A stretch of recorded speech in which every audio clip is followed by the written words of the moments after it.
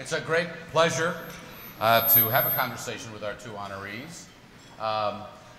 Sitting here tonight and listening to all of this, and as someone who comes from the media and thinks the media is so important, wouldn't it be great if some of these stories, more of these stories, could be heard and appreciated by the American people? So that's something I want to engage with both of you here a little bit tonight. Congratulations to you both for your honor, and let's start, if we can, with a little personal reflection. Senator Kaine, about this dropping out of law school for a year and going to Honduras, what did you do, and what difference did it make in your life? Well, when I was a first-year student at Harvard Law School after going through the University of Missouri, I noticed that everyone around me seemed very sure about what they wanted to do with their lives. And what I realized later is they were just better actors than me. I decided to take a year off and work with Jesuit missionaries in Honduras who I'd connected with through my high school in Kansas City. I wrote them a letter and said, let me just come and volunteer for a year. It was 1980-81, a very challenging time in Central America. Where I lived, El Progreso, Honduras, was being overrun by refugees fleeing civil wars in El Salvador and Guatemala. The Sandinistas had just began their governing in Nicaragua, and there's a lot of activity there. But I worked with these people who became my life heroes. Ramon Pease, Jaime O'Leary, and Patricio Wade, they're all buried together in a little hillside cemetery above the town of El Progreso, Honduras. And I ran a school that taught kids to be welders and carpenters. My dad was an iron worker and welder. It was a revolutionary experience for me. It taught me so much about the ability of people with a hold on to a faith life to deal with adversity that I had never known. It taught me about our own country. I was a voter, but was an episodic voter, was taking it for granted, but I was now living in a military dictatorship where no one could vote for anything. And nothing like that experience will make you a believer in the democracy that we have here and the opportunities we have. So I learned a tremendous amount, a great love for Honduran and Central American culture, which persists to this day. And how did they respond to you as an American? Well, my Spanish was horrible when I went, so great when you left. The responses were confused initially to me. But I'll tell you, if you want to immerse in a language, work with kids, because you don't feel as embarrassed about being bad if you're working with kids as you do with adults. And it was just a great love, you know. People are the same. And sure, there are differences, but they're the same. I think about my year in Honduras every day of my life since I came back. And now, because Virginia is such has such a growing Latino comunidad, I spend time with our Hispanic population in Virginia all the time, and that's been a real joy in public life to feel like I'm kind of reconnecting back to that pivotal time. Senator Ayotte, let me ask you a sort of variation on that question, which is your own personal experience. We were talking at the reception, and I said, so tell me some of the places you've been, that are some of the most fascinating places you've been, and you listed them: Vietnam, Burma, Jordan, Ukraine, Israel. As you have been traveling the world and seeing the interaction of the United States of America and people, what has struck you? And as a senator, and a pretty new senator, what has struck you?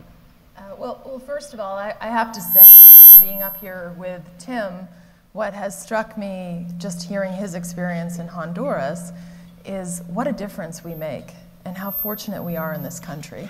So you do any amount of traveling and you understand the difference that the United States of America can make, not only for our own country, but in terms of our engagement with other people. And some of the experiences I've had, you know, one... Let me interrupt you. Let's all do something with this sound system. If we all slide our mics up a little bit, maybe that will help. We'll work on that. High technology. Go ahead. We're just reacting off each other here. Maybe that didn't do it. But, you know, I think about, for example, traveling to Afghanistan and sitting down, sitting with Afghan women and understanding the difference that we have made for women in Afghanistan, going into a school where girls can now go to school, sitting down with women who are members of the government in Afghanistan and listening to their experiences where, under the Taliban, they would have never been able to have their voices heard. So to me, those experiences, certainly, when I came to the United States Senate, I didn't actually realize how engaged that I would be on these issues, but I really have come to appreciate how important our role is in the world. And I think about this coalition and the incredible work that's being done here, and what a difference we can make.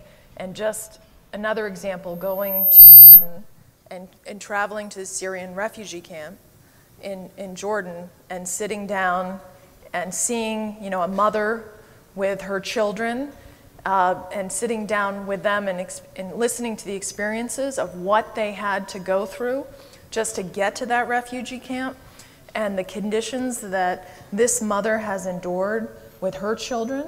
To me, that's just I will take those experiences with me forever, and understanding that how we can make a difference here. So let me ask you to bring those experiences back home with you. You're both budgeteers. We heard tonight about the foreign assistance budget that's gotten a very small bump, a 0.6% bump. We're still talking about less than 1% of the total federal budget at a time when these sorts of things are under constant assault. What is the prospect for this thing? What do you both want to do with this going forward? How do you make this case to your colleagues in the country? Yeah, well, so we've got... Everybody wants a crack at this question. Yeah, well, no, we're very polite. We were raised right. So, and we do have great colleagues here. Chris Coons is here, too. And, Chris is on foreign relations and on budget, right? So foreign relations and budget. Like Lindsay, I think the sequester, the notion that you just cut everything across the board with no sense of judgment, right? It's just so foolish. Nobody would do this. Nobody would do this. You have to have priority judgments. You have to get performance data, which is what Raj is doing so well at USAID, and then you manage with that. But you don't do across the board. So one of the big challenges we'll have on budget together going forward is how do we deal with the sequester challenge? We don't want it coming back full force in 16 and 17. And if we have to find ways to manage, a $17 trillion national debt, you do it with strategy, not just with the across the boards. This is such a bargain for us. And I'll tell you, Lindsay said he was going to make this cool. Hey, if he does, okay, then give him a second award. I know he's already been awarded. This will not be cool. There's no chance this will be cool if you guys don't exist. The chances of us holding at that 0.6 or figuring out a way to get over the hump on sequester and restore some of the funding challenges we face in 16 and 17 in the international development accounts are precisely zero without the USGLC. Because you come around the people who are doing it every day and you explain the power of it, whether you're NGOs or business leaders or military or former State Department or academics. You basically are the cloud of witnesses. That's a great phrase from the letter of Paul to the Hebrews. You're a cloud of witnesses, and witnesses are needed to attest to this. And we can't do our job without you. We want to do it, but we need you. So you're going to be one of the cool kids now? Come on, I'm part of the Three Amigos, so I'm yeah, already a cool you're there. But I just wanted to say that if you think about our investment here, some of the biggest advocates for this investment are our military. So Tim and I both serve on the Armed Services Committee. Lindsay does as well, and Chris serves so well on the Foreign Relations Committee. But the bottom line is that as we look at what's happening around the world, whether it's ISIS, whether it is Al-Qaeda, the challenges we face, this investment is so worthwhile. Because the more that we can engage people around the world in a better life, if it means that someone has a job, that we are engaged with other countries in terms of growing our own economy, but also growing theirs, then we know that conflict is going to be so much less likely. And how valuable is it to us if we don't have to send our men and women in uniform to make the sacrifices that they have made for this country. So I think that that is a very important part, our national security of selling this investment. And to Tim's point, USGLC and all of the groups and the private sector and everyone, the administration that has been brought together by this coalition is critical to make the point of why the investment now is a smart investment versus the investment in lives that we will make later, and in dollars as well. Let me connect the dollars and diplomacy for a minute. The economy, we know, is the #1 issue in the midterm elections, but there is a persistent disconnect, it seems. In fact, last year a study found that while a majority of Americans wanted, and I'm quoting here, us to mind our own business internationally, we also see that 2/3 favor greater involvement in the global economy and think that's a good thing because it opened up markets and opportunities for growth. That's sort of common sense. Senator Kaine, as a governor, you led trade missions abroad. You traveled the world trying to get those jobs for Virginia. How important and what is the connection between investments in development and diplomacy, opening up markets, and then promoting these American values that Raj Shah talked about? Well, that's a huge question. Look, why was the 20th century the American century? We had a unique convergence where we became the largest economy in the world in the 1890s. Roosevelt built out the Navy, and we became the most powerful military in the world in the early 1900s. Roosevelt and then Wilson decided we weren't going to be isolationist. Roosevelt brokered the end of the Russo-Japanese War. We didn't have a dog in the hunt, but we wanted to be peacemakers, and Wilson said there ought to be a League of Nations. The merger of military, economic, and diplomatic humanitarian power happened right about the same time. And then the world needed us. The world needed us. Well, the world needs us the same way today. I wanted to bring one visual aid for you. It means a lot to me. I don't know if I can explain why it means so much. Can you put up a photo here that I brought with me? I don't know if you can see what this is. If you want to feel good about the United States of America and understand that we play a leadership role that no one else plays or can play, this is the USS John McCain docking in Da Nang Harbor, Vietnam in July of 2014, and the chief brass of the Vietnamese Navy saluting and walking up to welcome the USS John McCain in Da Nang Harbor. Now, we've lived, right, in this room, just about everybody in this room lived through the Vietnam era, and we know how controversial and tough and gut-wrenching it was, and we know how the end of that war was a challenging, kind of tough one that was hard to figure out. Can you think of another nation in the world that would have gone through that experience, but would have had the magnanimity, because of leaders like John McCain and John Kerry and others, to forge a relationship so that now we're being welcomed with honors when we go back? And we're being welcomed with honors because we represent that leadership in all the spheres, not just military strength, but economic strength and diplomatic strength and strength of our moral example and strength of our development. I look at this when I sometimes if I feel depressed about where the U.S. is, I look at this and I ask, would any other nation have a photo the equivalent of this that they could put up? And the answer is no. And you guys stand for the best of that. And sure, it's about the economy, but it's about a bigger thing. It's about the magnanimity that is kind of like the cardinal virtue. You know, Aristotle says it's the cardinal virtue of politics, the big spirit that we exemplify so well, and so do you. So let me ask you about the big spirit and the Congress. We have a... Yeah, well, that's got to be a laugh line. I mean... No. Yeah.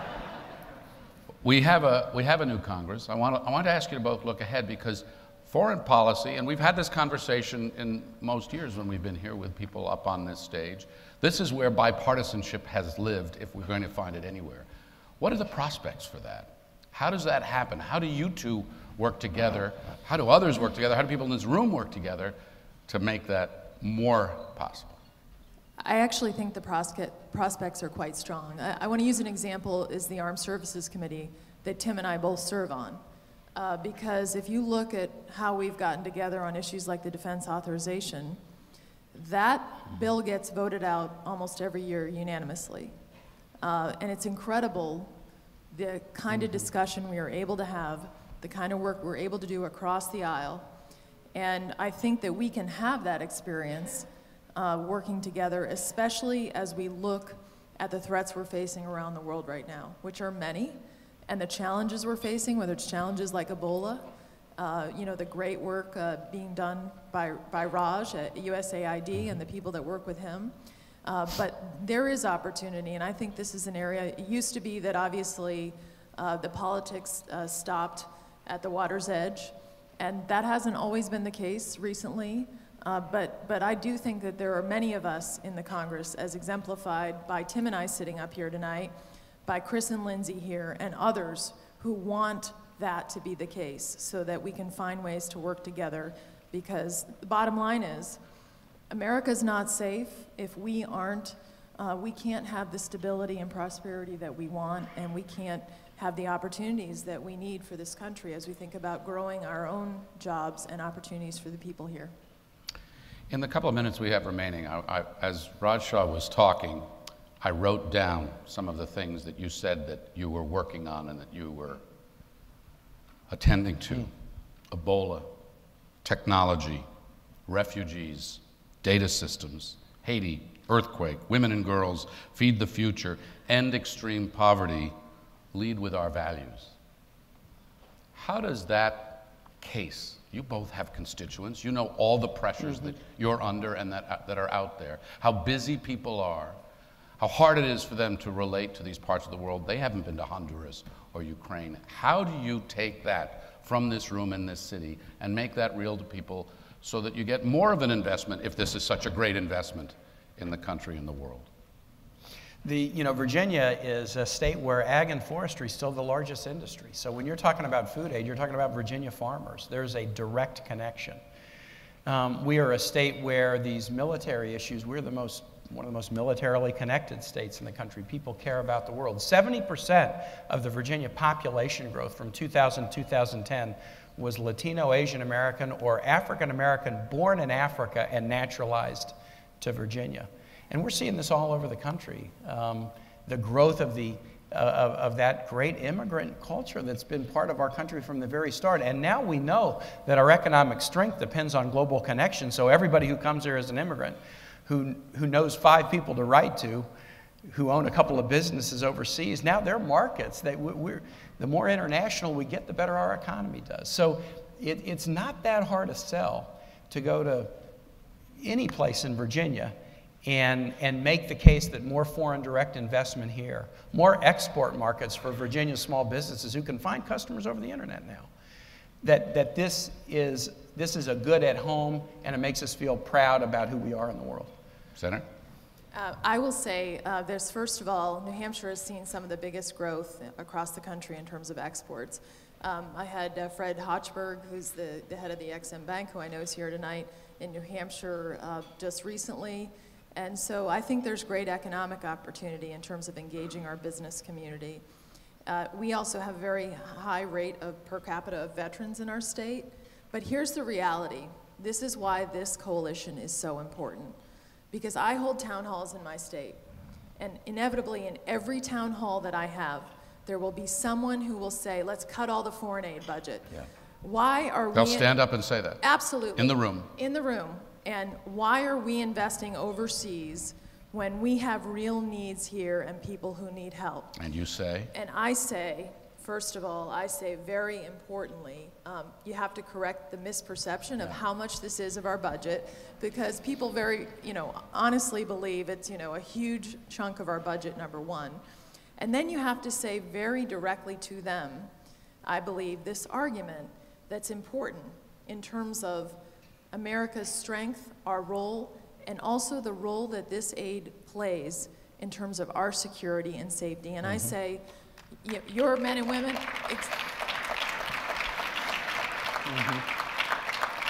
no matter where you come from, and no matter whether you're Republican, Democrat, or Independent, none of us wants to send our men and women to war if we don't have to.